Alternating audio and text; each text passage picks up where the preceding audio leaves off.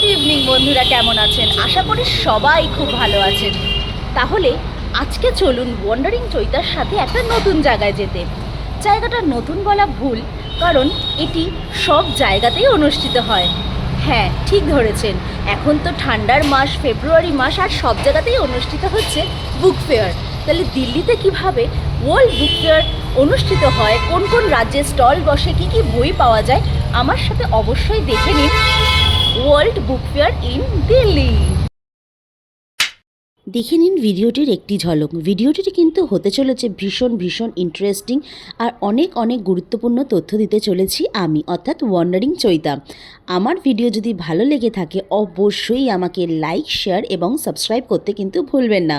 তো welcome to my channel wandering Chaita. আর নতুনদের বলছি অবশ্যই আমাকে লাইক, শেয়ার এবং সাবস্ক্রাইব করবেন। তো আজকে আমরা চলে যাচ্ছি দিল্লির বইমেলায়, যেটা কিনা ওয়ার্ল্ড বুক ফেয়ার নামে পরিচিত। তাহলে দিল্লিতে বইমেলাটা কিভাবে অনুষ্ঠান করে তো হয়, চলুন আমার সাথে আপনারা জেনে নেবেন। তার সাথে সাথে আপনারা যারা অন্যান্য জায়গা থেকে দেখছেন তারাও দেখে নিতে পারবেন দিল্লিতে কিভাবে বইমেলা অনুষ্ঠিত হয়। এটি হলো ভারত মণ্ডপম, আর এখানেই অনুষ্ঠিত হয় বইমেলা। আর এর নিয়ারেস্ট মেট্রো স্টেশন হলো সুপ্রিম কোর্ট। সুতরাং আমরা তো গিয়েছিলাম গাড়ি করে, তো যারা মেট্রো করে যাবেন তারা কিন্তু নিয়ারেস্ট মেট্রো স্টেশন হলো সুপ্রিম কোর্ট, সেখান থেকে 500 মিটারের কাছাকাছি। দিল্লিতে অনুষ্ঠিত ওয়ার্ল্ড বুক ফেয়ার কিন্তু খুব সুন্দরভাবে আয়োজিত হয়েছিল।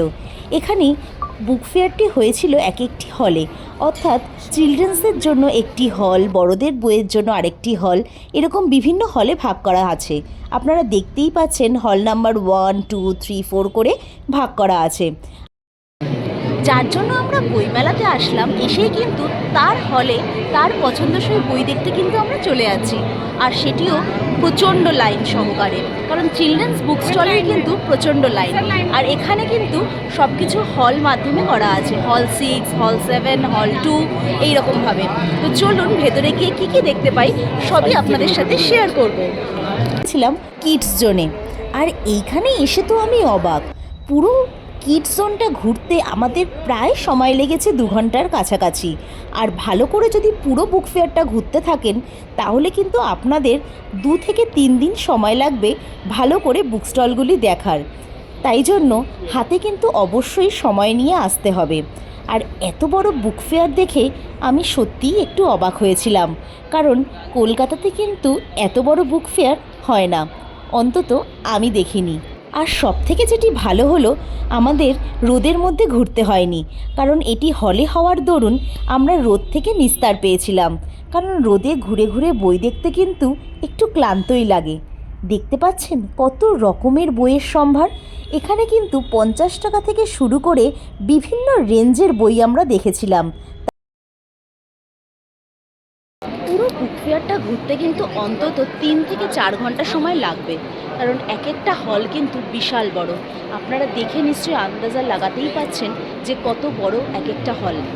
তাহলে পুরো হলটি আমার সঙ্গে ঘুরে দেখতে কিন্তু অবশ্যই আমাকে লাইক, শেয়ার এবং ফলো করতে কিন্তু ভুলবেন না। দেখতেই পাচ্ছেন বইমেলাতে ঢুকেই কিন্তু বই বাছার পর্ব শুরু হয়ে গেছে। পড়ে কিছুটা হলেও দেখে নিয়ে আমাদের বই বাছাই চলছে, যে কোনটা নেব আর কোনটা রাখবো। আসলে এতগুলো বই একসাথে এরমভাবে দেখে আমরাও কিন্তু পাজল হয়ে গেছিলাম যে কোন বইটি রাখা যাবে আর কোন বইটি ঘরে নিয়ে আসা যাবে। কারণ বই কিনতে বা বই পড়তে আমার মতো নিশ্চয়ই অনেকেরই খুব ভালো লাগে, তাই নয় কি? এতগুলো বই একসঙ্গে দেখে সামনে নিজেদের কি লোভ সামলানো যায়? আমার তো মনে হয় একদমই নয়। বই কেনার সাথে সাথে কিন্তু বাচ্চাদের কি সুন্দর খেলার জিনিসও আছে। তাছাড়া বিভিন্ন রকমের গ্লোব আছে, সায়েন্টিফিক জিনিস আছে, আর আছে কিডস কিংডম, যেখানে কিনা বাচ্চাদের প্রচুর প্রচুর ফান আইটেম আছে। তাছাড়া ছোট ছোট লেখক যারা নিজেদের বই প্রকাশ করতে চলেছে তাদের নিয়ে হচ্ছে এই অনুষ্ঠানটা, কিডস কিংডম। আর সেখানে আমরা দেখতেই পাচ্ছেন কি সুন্দর সুন্দর ছোট্ট ছোট্ট 4-5 জন অথর এসেছে। তাদের ফিলোসফি, তাদের লেখা বইগুলো কিভাবে তারা লিখেছে, কিসের ইন্সপিরেশনে লিখেছে, তাই জন্য। আর এখানে দেখতে পাচ্ছেন ছোট ছোট বাচ্চারা তাদের থট কি সুন্দরভাবে লিখেছে, কি সুন্দর এখানে কালার করেছে। এটি কিন্তু আমার খুব ভালো লেগেছে। তাছাড়া ছোট বাচ্চাদের এনগেজ রাখার জন্য কিন্তু এখানে ট্যাটু সেকশনও ছিল, আর এটিও খুব সুন্দর ব্যবস্থা। এটি হলো মেসেজ ট্রি। এইখানে আপনি আপনার মনের কথা লিখে উইশ ট্রিতে ঝুলিয়ে দিতে পারেন। তাই আমার কন্যাও একটুও দেরি না করে তার উইশ বা তার মনের ইচ্ছা এখানে লিখে টানিয়ে দিতে একটুও দেরি করেনি। দেখিনি আমার কন্যা ইয়াশিকা কী লিখল। আমার তো বেশ দারুণ লেগেছিল। আমিও ছোটবেলায় বাবা মায়ের হাত ধরে বইমেলায় যেতাম, সেই দিনগুলির কথা কিন্তু মনে পড়ে গেল। তাই আমিও কিন্তু চেষ্টা করি ইয়াশিকাকে নিয়ে বইমেলায় যেতে। আর এখানে কি সুন্দরভাবে হিন্দি র আর র এর মধ্যে পার্থক্য বোঝাচ্ছেন এই অথর। আমার তো বেশ ভালো লাগলো। দেখতে পাচ্ছেন? তাহলে আমার ভিডিও যদি আপনাদের ভালো লেগে থাকে অবশ্যই কিন্তু আমাকে লাইক, শেয়ার এবং ফলো করতে ভুলবেন না, আর বন্ধুদের মধ্যেও ছড়িয়ে দিতে ভুলবেন না। বই কিনে কিন্তু আর বইমেলায় ঘুরে আমরা খুবই ক্লান্ত, তাই একটু জিরিয়ে নেওয়ার জন্য এবং আরেকটি হলে ঢোকার প্রস্তুতি নেওয়ার জন্য দুটোর মাঝখানের টাইমে আমরা একটু রেস্ট নিচ্ছি। দেখুন পেছনের ব্যাকগ্রাউন্ডটা কি সুন্দর। তাহলে সমস্ত কিছু আপডেট পেতে হলে কিন্তু অবশ্যই ওয়ান্ডারিং চৈতাকে লাইক, শেয়ার এবং ফলো করতে হবে। এখন আমরা চলে আসলাম হল নাম্বার 2, 3 আর 4, 5-এ।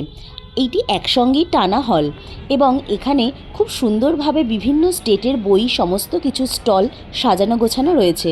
আর হলটি কিন্তু বিশাল বড়। আর আমার মতে সত্যি কথা বলতে আমারও কিন্তু পুরো স্টলগুলি বা পুরো বইমেলাটি ঘুরে দেখতে আমরা পারিনি, কারণ অনেকক্ষণ সময় লাগতো। আর আমাদের বাড়ির থেকে ছিল বইমেলাটি অনেক দূরে, প্রায় 25-30 কিলোমিটার দূরে। সুতরাং একদিনে শেষ করা সেটি সম্ভব ছিল না। দেখতে পেলেন আমি কি খুঁজে পেয়েছি? দিল্লির মতো জায়গায় আর ওয়ার্ল্ড বুক ফেয়ারে আমাদের কিন্তু ছোট্ট বাংলার জন্য, বাঙালিবাসীদের জন্য একটি ছোট্ট বুক স্টল। এটি দেখেই আমি তো মনে মনে খুবই আনন্দিত হয়েছিলাম। আপনাদের কি মত? আপনারা কিন্তু অবশ্যই আমাকে কমেন্ট করতে কিন্তু ভুলবেন না যে দিল্লির বুকে ওয়ার্ল্ড বুক ফেয়ারে এরকম সুন্দর বাঙালি গল্পের বই, বাংলা গল্পের বই দেখতে পেয়ে আপনাদের কেমন লাগলো। আমি জানতে পারলাম মাত্র 2 বছরই হয়েছে এখানে বাংলা স্টল চালু হয়েছে। এর আগে কিন্তু বাংলা স্টলের কোনো জায়গাই ছিল না। তো শুনে আমি তো বেশ আনন্দিত হলাম। আর তারপরে বেরিয়ে এসে এত সুন্দর নজারা দেখতে পেয়ে আমি হলাম আরও আনন্দিত। এবার আমরা প্রস্তুতি ছিলাম নেক্সট হলে যাওয়ার। আর ঢুকেই আমি তো সারপ্রাইজ। এই বিষয়ে আমি কোনো কমেন্ট করতে চাই না, কিন্তু আপনাদের কার কী মত আমি কিন্তু অবশ্যই জানব। আমাকে কিন্তু কমেন্টে অবশ্যই বলবেন। আমি দেখে একটু সারপ্রাইজই হয়েছিলাম, কিন্তু এটি বলা আমার উচিত হবে কি না আমি জানি না, তাই আমি কিন্তু এখানে কোনো কমেন্টই করব না।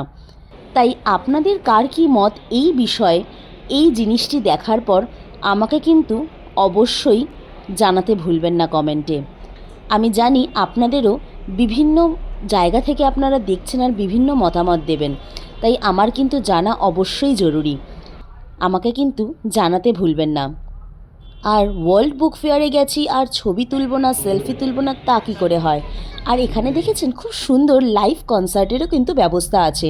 বিশাল বড় একটি এমপি থিয়েটার আছে, যেখানে বিভিন্ন সময়, বিভিন্ন টাইমে বিভিন্ন ধরনের সাংস্কৃতিক অনুষ্ঠান আয়োজিত হচ্ছে। আমাদের হাতে ছিল সময় কম, কারণ বাড়ি ফেরার ছিল তারা, আর সেই জন্য আমরা কিন্তু গানটা এনজয় করতে পারিনি। তবে আপনারা যদি কোনো সময় ফেব্রুয়ারি মাসে দিল্লি আসেন অবশ্যই কিন্তু বুক ফেয়ার অ্যাটেন্ড করবেন, আর বুক ফেয়ারে এত সুন্দর সুন্দর বই দেখবেন আর এই গানের মজা নেবেন। আর বাইরে কিন্তু খাবারও স্টল বসেছিল বিভিন্ন ধরনের, সেখানে ছিল প্রচুর ভিড়। আমার তো দিল্লিতে এসে ওয়ার্ল্ড বুক ফেয়ারে ঘুরে ভীষণ ভালো লাগলো। আপনাদের কেমন লাগলো জানাতে ভুলবেন না। আর আমার ভিডিও যদি ভালো লেগে থাকে অবশ্যই ওয়ান্ডারিং চৈতাকে কিন্তু লাইক, শেয়ার এবং সাবস্ক্রাইব করতে ভুলবেন না।